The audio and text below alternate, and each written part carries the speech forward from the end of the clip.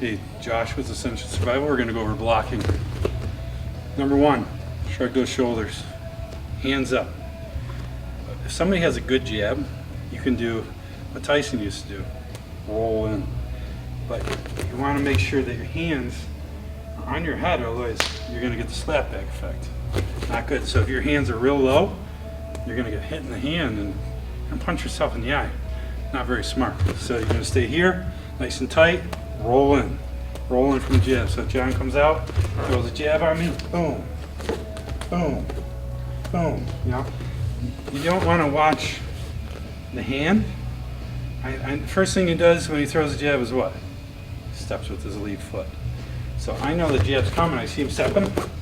I'm already ready. I'm already rolling in. And again, I'm not going to come here and he throws a jab because it's going to punch. I'm going to punch myself in the head. It's stupid.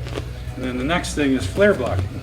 So I should have brought a headband, but if you put a headband on and keep your fingers on top of the headband, imagine it. What I'm going to do is I'm going to flare across my eye, my nose, and my mouth. Flare across. The other hand floats. Boom, boom. So you can see I'm moving my hips. When I flare my lead, I'm moving my hip. Boom.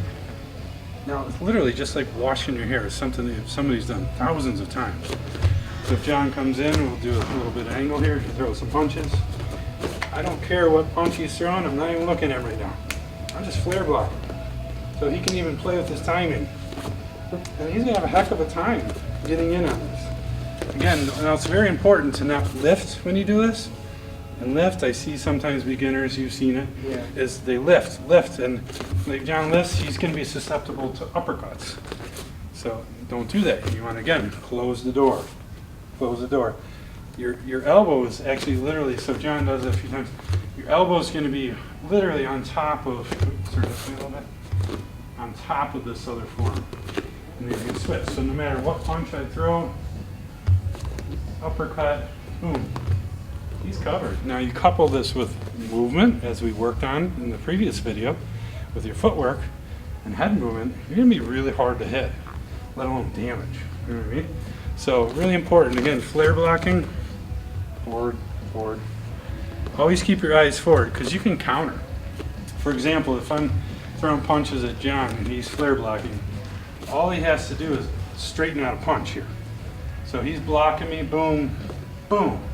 He just needs to, boom, come forward. Oh, he's literally gonna beat me to the punch because he's already loaded. Now it's not a super hard punch, but the next one, if you set it up properly, will be. And it's all about disruption at that point. If somebody has a superior defense and footwork, you're gonna get really frustrated. You're gonna have a big advantage because he's gonna lose a round by points, and then the next round, he's gonna be throwing some haymakers because he knows he's down, and that's when you start blasting him. Anyway, so that's flare blocking from the side. You can see, as I flare forward, shrug the shoulder up. Shrug. Otherwise, John's going to throw the hook in on me, and boom! So I want to shrug. So it doesn't matter what he punches. So the biggest thing is you don't want to go like this, because what happens is, for a jab, if you turn this way a little bit, for a jab, the best block would either be flaring or closing up like this, straight, or flaring the left. However, if I flare the left and I go straight up, he's still going to hammer me. But if you do it right, you could even use the right. It doesn't matter. So throw your jab whenever you want.